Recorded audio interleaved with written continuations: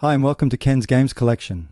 I didn't put up a video last week on weekly gaming news as I was way too busy with work and other things going on, like playing a ton of Fallout 4 on the PlayStation 5, so let's get into this week in gaming news. The cinematic announcement trailer for Assassin's Creed Shadows has caused quite a stir, becoming the most disliked reveal in the series' history.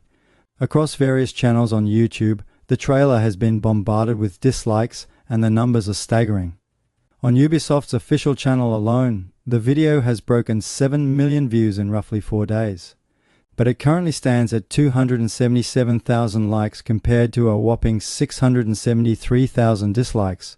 The official PlayStation channel and media outlets like IGN have also seen similar patterns of negative engagement. So, what's behind this backlash? Let's delve into a few reasons. Yasuke, a real historical figure of African origin who served under warlord Nobunaga Oda in Japan, is one of the game's dual protagonists.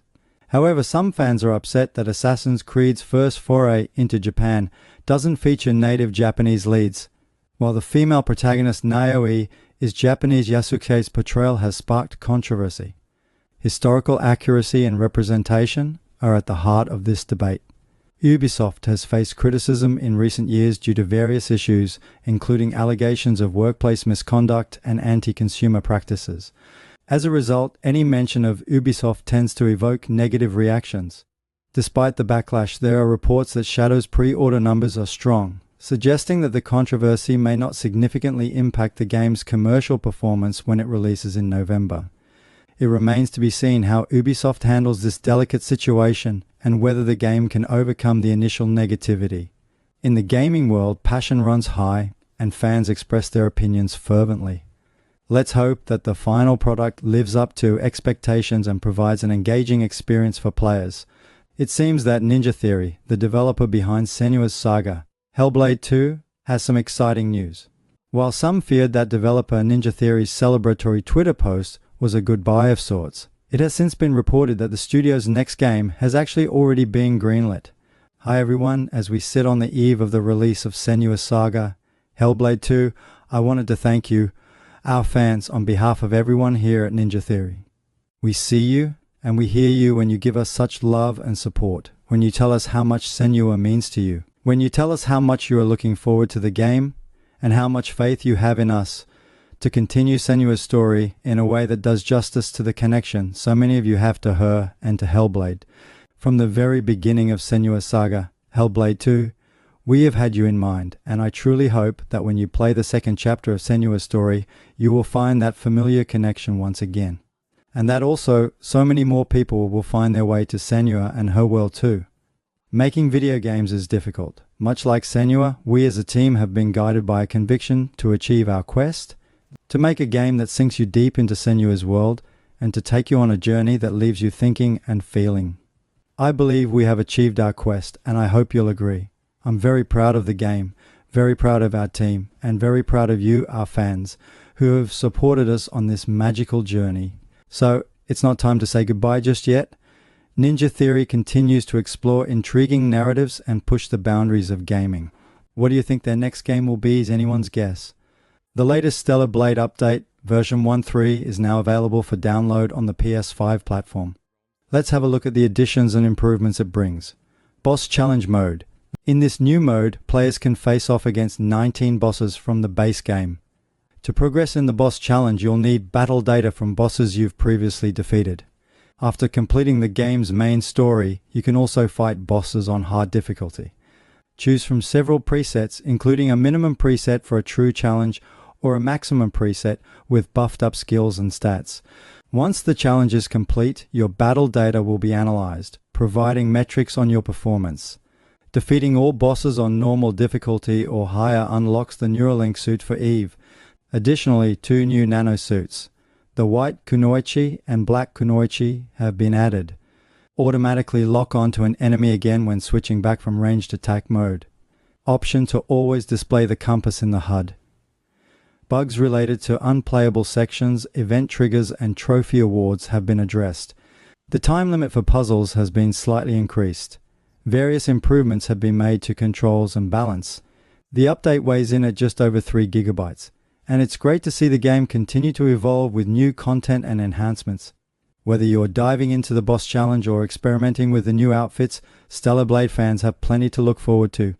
Naughty Dog Company President Neil Druckmann has recently shared some exciting insights about the studio's next game. According to him, it's perhaps its most thrilling yet, and has the potential to redefine mainstream perceptions of gaming. As someone who appreciates the video game industry, Druckmann recognizes the shift from disinterest to eagerness for more gaming experiences. He points to the success of HBO's TV adaptation of The Last of Us as evidence of this trend. The show's first season aimed to bridge the gap between gamers and non-gamers, showcasing the rich, immersive experiences that gaming offers. Naughty Dog is known for its high-quality single-player games, and Druckmann confirms that they are working on more than one ambitious, brand-new single-player game. While it's not officially announced yet, fans speculate about possibilities. Could it be The Last of Us 3, a new IP, or perhaps a return to the beloved Jak and Daxter franchise? Only time will tell, but the anticipation is certainly building. Now, this next story is no surprise. Square Enix has recently announced a significant shift in its business strategy. According to their latest financial report, the Japanese publisher is moving away from PlayStation exclusivity and embracing a multi-platform strategy. Square Enix plans to aggressively pursue a multi-platform strategy that includes Nintendo platforms, PlayStation, Xbox, and PCs. This strategy will cover the fiscal years ending March 31st, 2025 through March 31, 2027. The new approach applies to major franchises and AAA titles. Square Enix aims to build an environment where more customers can enjoy our titles. This means that previously exclusive games could soon become available on other platforms. The company acknowledges that some titles failed to meet profit expectations. In response to the underwhelming sales, Square Enix aims to expand its reach by releasing titles on multiple platforms simultaneously. While this approach broadens the audience, it also raises the bar for sales targets. Overall, this strategic shift promises exciting opportunities for gamers across different platforms. It seems that Stella Blade, the popular action RPG game by Shift Up, has taken an unconventional route to celebrate its success. In collaboration with PlayStation Australia and fast food chain Gummy Chicken, they've cooked up a limited edition Stella Blade Burger that's turning heads.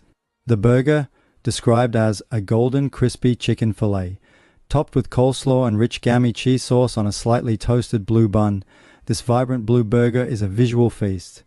It's not every day you get to sink your teeth into a gaming-themed sandwich. The Stella Blade Burger is available now until June 16th at select Gummy Chicken locations in Australia. So, if you're down under and craving a unique gaming experience, head over to Gummy Chicken and give it a try. Every order of the Stella Blade Burger gives diners a chance to win one of 5 PlayStation 5 prize packs. So, not only do you get a tasty meal, but you might also score some gaming goodies. Since its launch on May 16, 2024, Ghost of Tsushima has soared to new heights, becoming PlayStation's biggest single-player game launch on Steam. The game originally debuted on PlayStation 4 in July 2020 and has now conquered the PC platform with impressive numbers. According to official data provided by Valve, Ghost of Tsushima achieved a peak concurrent player count of 77,154 on Sunday, May 19th. This surpasses the all-time peak of God of War, another Sony exclusive, which hit Steam 2 years ago with a peak of 73,529 players. Despite the controversy surrounding the requirement for a PlayStation Network account for online multiplayer and the PlayStation Overlay, Ghost of Tsushima has thrived on PC. It's important to note that the game is not available in countries where PSN is inaccessible due to this requirement. The well-received PC port of Ghost of Tsushima was handled by Nix's Software, a studio that specializes in PC ports. Sucker Punch expressed their gratitude to Nix's for their technical expertise, making the PC release a reality.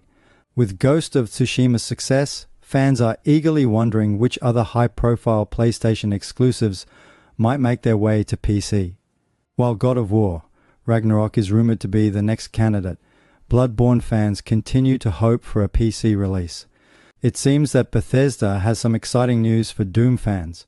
According to recent reports, the next game from ID Software will be titled Doom: The Dark Ages, and it's set to bring the sci-fi shooter into a medieval-inspired world. The game is expected to be announced at the upcoming Xbox Games Showcase in June 2024. The game's setting is described as a medieval-inspired Doom world, which suggests a departure from the usual futuristic and hellish environments. While we can still expect plenty of guns and chaotic first-person action, the change in setting opens up intriguing possibilities. Perhaps we'll see more in-depth melee combat than the series has ever had. The reveal is scheduled for the Xbox Games Showcase on June 9, 2024. Stella Blade continues to make waves in the Japanese gaming market. This PS5 exclusive has once again claimed the top spot on the sales chart, selling an impressive 10,935 copies in the most recent week.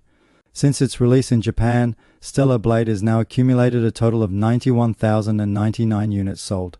It's noteworthy that retail PS5 software sales have been relatively lackluster in Japan, making Stella Blade's performance even more remarkable. The game's character action gameplay and unique features seem to resonate with players, contributing to its success. As we eagerly await more details about upcoming games, it's exciting to see how Stella Blade continues to thrive in the competitive gaming landscape. Hours after I made a video on limited run games are releasing a standard and collector's edition of Tomb Raider Remastered, the game is getting a general release on September 24, 2024. And if you pre-ordered the standard game via limited run, then the release date from them is in November. Tomb Raider Remastered starring Lara Croft bundles the first 3 Tomb Raider titles, along with their bonus content expansions. The collection features upgraded graphics, performance enhancements, camera lock-on, and achievements. Players can toggle between enhanced and original graphics, as well as switch between classic and modern joystick schemes. So, I'm really happy I no longer need to pre-order this from limited run games. It appears that Sony's PS5 game time tracker is causing some frustration among players. Ever since the PS5 launched, users have noticed inconsistencies with their track playtimes. Recently, an update to the tracking system was supposed to fix issues, but it seems to have made things even more confusing. Let's dive into the details. Many players report that their hours played are not accurately reflected. For example, someone who spent 75 hours in Elden Ring might see only 65 hours on their PS5 tracker. Similarly, Cyberpunk 2077 sessions may not be counted correctly, leaving players scratching their heads. A PlayStation Network update aimed to adjust the hours played tracker. While it did improve accuracy for some games, it also caused significant drops in playtime for others too. It's like trying to solve a puzzle with missing pieces. The tracking system remains mysterious. Some believe it only counts playtime after you close a game, while others experience delays in updating their stats. Perhaps the PS5 itself is keeping secrets about our gaming habits. It's likely that most PS5 users don't even care.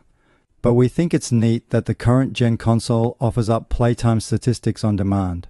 Or at least it tries to. Ever since the PS5 launched, players have been pointing out weird inconsistencies with their tracked playtimes, and not too long ago. It was reported that an update to the tracking system had supposedly reset a lot of the stats. In truth, no one really seems to know how the tracking works, and it somehow just got even more incomprehensible. A new Astro Bot game for the PS5 is rumored to be announced shortly, possibly within the next 15 days. This announcement is expected to take place at a PlayStation Showcase event. The game will feature Astro and a new fox-like character, hinting at fresh gameplay elements and companionship.